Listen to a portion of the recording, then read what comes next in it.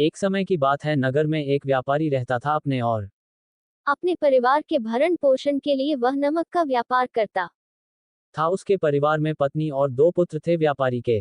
दोनों पुत्रों का स्वभाव बिल्कुल अलग था। जहां एक और बड़ा पुत्र बहुत ही संकोची और शर्मीले स्वभाव का था, उसे किसी से बात करने में भी शर्माती थी, वही उसका छोटा पुत्र बहिर्मुखी स्वभाव वाला व्यक्ति था। वह किसी से भी अपनी बात कहने में कभी संकोच नहीं रखता था। लोग अक्सर बड़े पुत्र को भोला और बेवकूफ समझते थे। कई बार लोग उसके भोलेपन का फायदा भी उठा लेते थे और वह पलटकर कभी किसी को कुछ नहीं कहता था। व्यापारी अपने पुत्र के इस स्वभाव के कारण बहुत अधिक नाराज होता था। बातचीत न कर पाने और शर्मीले स्वभाव के कारण व्यापारी ने कई बार अपने पुत्र की पिटाई भी कर दी थी। हालांकि इस वजह से उसके पुत्र का स्वभाव सुधरने के बजाय और भी खराब हो गया। बचपन से ही बड़ा पुत्र बेहद परेशान रहने लगा था। उसके अंदर आत्मविश्वास की कमी हो गई थी। परीक्षा में वह आते हुए प्रश्नों के उत्तर भी अपने डर के कारण नहीं लिख पाता था। इस कारण उसकी शिक्षा भी ठीक ढंग से नहीं हो पाई। बड़ा पुत्र जब युवावस्था को प्राप्त हुआ, तब व्यापारी ने उसे अपने साथ व्यापार में हाथ बटा को कहा। अपने पिता से डर के कारण वह व्यापार करने को तैयार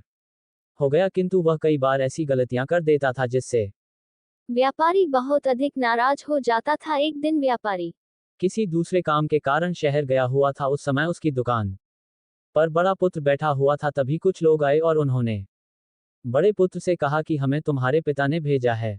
उनका ये संदेश है कि इस समय दुकान में नमक की जितनी बोरियां रखी हुई है वह सब हमें दे दो। उन्होंने नमक की सभी बोरियों को शहर मंगवाया है। व्यापारी का पुत्र उनसे प्रश्न पूछने की हिम्मत जुटा ही रहा था कि वे दोनों आदमी दुकान के अंदर घुस गए और दुकान में जितनी भी नमक की बोरियां रखी थी सबको तांगे में रखा और लेकर चले गए। व्यापारी के पुत्र ने उन्हें रोकने का प्रयास किया, किंतु संकोच और शर्मीले पन के कारण वह उन्हें कुछ कह नहीं पाया। उसने मन ही मन सोचा कि यदि मैं इन्हें नमक ले जाने से रोकूं तो पिताजी मुझ पर नाराज होंगे। कुछ समय बाद जब व्यापारी शहर से वापस आया तो खाली दुकान देखकर उसने अपने पुत्र से प्रश्न किया कि नमक की बोरियां कहाँ गई, ये दुकान इतना खाली खाली क्यों है। तब बड़े पुत्र ने धीमे स्वर में कहा कि कुछ लोग दुकान पर आए थे और उन्होंने मुझसे कहा कि आपने नमक की बोरियों को शहर मंगवाया है और दुकान में से सारी बोरियों को निकाल कर लेकर चले गए। व्यापारी ने अपना सिर पीट लिया। उसने अपने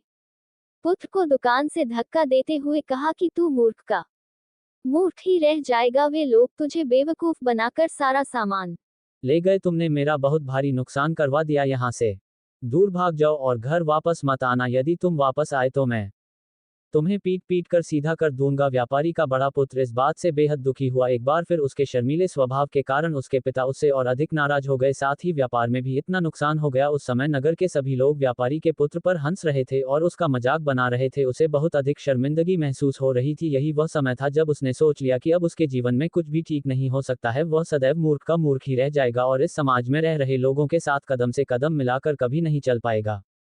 व्यापारी का पुत्र नगर से बाहर आ गया और एक नदी के किनारे बैठकर खूब रोया। गहरे पानी को देखकर उसके मन में विचार आया कि अब उसके जीवित रहने का कोई फायदा नहीं है। उसने सोच लिया कि आज वह इस नदी में डूबकर अपने आप को समाप्त कर लेगा। असफल जीवन जीने से अच्छा है कि वह स्वयं को समाप्त कर ले। उसने जैसे ही नदी में छलांग लगाई, एक बौद्ध भिक्षु ने उसे बचा लिया और नदी से बाहर निकाल कर ले आए। व्यापारी का पुत्र बौद्ध भिक्षु पर नाराज होने लगा और कहने लगा कि तुमने मुझे क्यों बचाया, मैं इस असफल जीवन को जीना नहीं चाहता। बौद्ध भिक्षु ने उसे समझाया कि जीवन एक ही बार मिला है और यदि तुम जीवित ही नहीं रहोगे तो असफलता को खत्म करके सफल कैसे बनोगे। तब व्यापारी के पुत्र ने कहा कि मेरे जीवन बहुत अधिक समस्याएं हैं। ये सभी समस्याएं मेरे संकोची और शर्मीले स्वभाव के कारण हुई है। मैंने अपने पिता का नुकसान करवा दिया। मैं एक अच्छा पुत्र नहीं हूँ। अपने स्वभाव के कारण मैं शिक्षा ग्रहण भी नहीं कर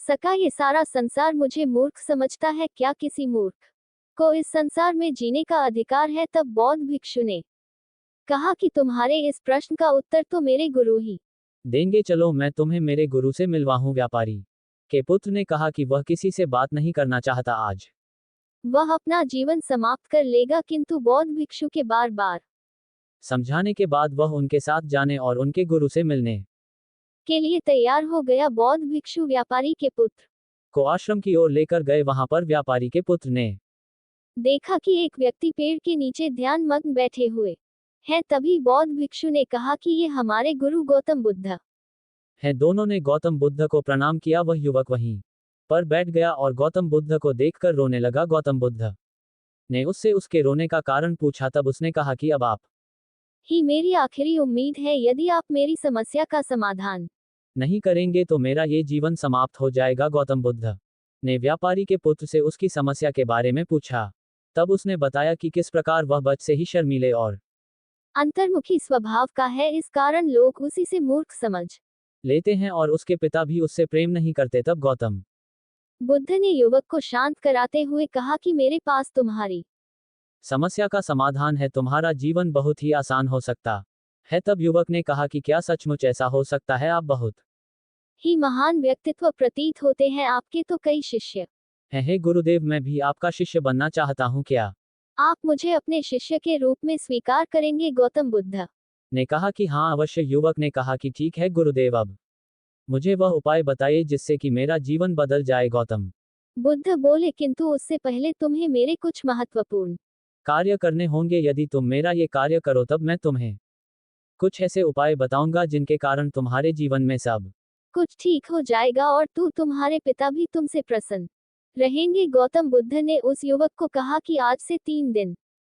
बाद मैं तुम्हें ऐसे उपाय बताऊंगा जिससे तुम्हारा जीवन बदल जाएगा। किंतु 3 दिनों तक तुम्हें मेरे सभी कार्य करने होंगे। मैं जैसा जैसा कहूंगा, यदि तुम वह कार्य को करने में सफल रहे तो तीसरे दिन के बाद तुम्हारा जीवन बदल जाएगा। तुम्हारा पहला दिन कल से शुरू होगा। अभी जाओ और आश्रम में ही आराम करो। अगले दिन व्यापारी का पुत्र गौतम बुद्ध के पास पहुंचा और कहा कि हे गुरुदेव, मुझे पहले दिन का कार्य बताइए। तब गौतम बुद्ध ने कहा कि आज तुम्हें 10 अजनबी व्यक्तियों से बातचीत करनी है और उनका हाल जानना है। इसका लेखा जोखा शाम तक लेकर आना। व्यापारी के पुत्र को बड़ा ही संकोच महसूस हुआ, किंतु उसने गौतम बुद्ध को हाँ कह दिया। वह निकल पड़ा 10 अजनबी लोगों से बातचीत करने। शुरू में उसे बहुत अधिक संकोच हुआ। कई लोग तो डांट कर भगा देते थे उसके सामने अपना जीवन बदलने का यही एक उपाय था। आखिरकार कोशिश करते हुए उसने 10 अजनबी लोगों के नाम और उनके व्यापार का लेखा जोखा प्राप्त कर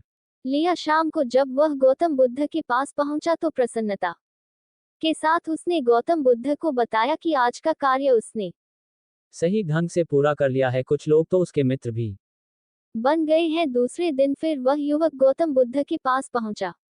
तब गौतम बुद्ध ने कहा कि आज का कार्य है, तुम आश्रम में रह रहे 10 शिष्यों को संबोधित करते हुए उन्हें जल के उपयोग के विषय में पढ़ाओ। गौतम बुद्ध की बात सुनकर व्यापारी का पुत्र हक्का बक्का रह गया। उसने कहा कि आप मुझसे किस प्रकार का कार्य करवा रहे हैं? मैं अपनी शिक्षा ठीक से पूरी नहीं कर पाया हूं, मैं ये कार्य नहीं कर पाऊंगा। तब गौतम बुद्ध ने कहा कि ठीक है, तब मैं तुम्हें उपाय भी नहीं बताऊंगा। व्यापारी के पुत्र ने प्रार्थना करते हुए कहा कि आप जानते हैं मेरी शिक्षा अधूरी है, फिर मैं किस प्रकार बालकों को शिक्षा दे सकता हूँ? गौतम बुद्ध ने मुस्कुराते हुए कहा कि यहाँ सिर्फ मैं जानता हूँ कि तुम्हारी शिक्षा अधूरी है, वे बालक नहीं जानते। तुम रोज अपने जीवन में जल का उपयोग करते हो, यही सब बातें जाकर उन बालकों को बतानी है। आखिरकार व्यापारी के पुत्र के पास कोई रास्ता नहीं बचा। हिम्मत जुटाकर वह उन बालकों के पास पहुंच गया। शुरू में तो उसके हाथ पैर काम कर रहे थे, किंतु आखिरकार उसने जल की विशेषताओं के बारे में बताना प्रारंभ कर दिया। उसने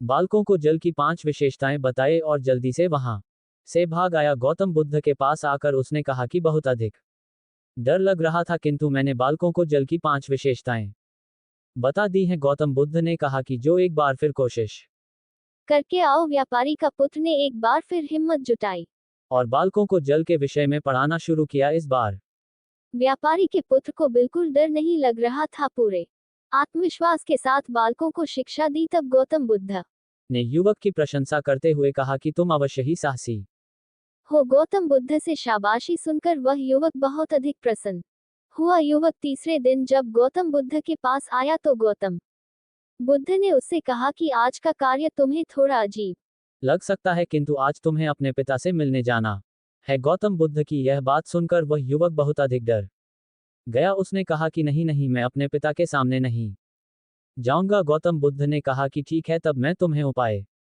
भी नहीं बताऊंगा। आखिरकार उस युवक को गौतम बुद्ध की बात माननी पड़ी। गौतम बुद्ध ने उसे समझाया कि अपने पिता के पास जाकर उनसे क्षमा मांगना और कहना कि तुम्हें एक और अवसर दे ताकि तुम स्वयं को बुद्धिमान साबित कर सको उसे। युवक ने बड़ी हिम्मत के साथ अपने पिता का सामना किया और उनसे क्षमा मांगी। आखिरकार व्यापारी ने अपने पुत्र को क्षमा कर दिया और उसे दूसरा अवसर देने के लिए तैयार हो गए। व्यापारी का पुत्र गौतम बुद्ध के पास आया और उसने जब उपाय के बारे में जानना चाहा तब गौतम बुद्ध ने कहा कि तुमने स्वयं ही अपना उपाय खोज लिया है, तुम किसी से बात नहीं कर पाते थे, शर्मीले थे, सब कुछ तुम्हारे मन में बैठा हुआ डर था। हम कितने आत्मविश्वास हैं, कितने शर्मीले हैं और हमारे अंदर कितना डर है, ये सिर्फ हमें पता होता है। बाहरी दुनिया में किसी को नहीं पता होता है। बाहरी दुनिया में हम स्वयं को जिस प्रकार का दिखाते हैं, लोग हमें इस प्रकार का समझते हैं। अगर तुम आत्मविश्वासी नहीं हो तो भी अनजान व्यक्तियों के सामने यदि आत्मविश्वास होने का अभिनय करो तो किसी को पता ही नहीं चलेगा कि तुम कौन हो। वह युवक समझ चुका था कि गौतम बुद्ध उसे क्या बताना चाह रहे हैं। गौतम बुद्ध को धन्यवाद किया और उनसे वादा किया कि वह जीवन में सफल होकर दिखाएगा। दोस्तों, ये पोस्ट पसंद आई हो और आपके आसपास भी कोई ऐसा शर्मीला और संकोची स्वभाव का व्यक्ति है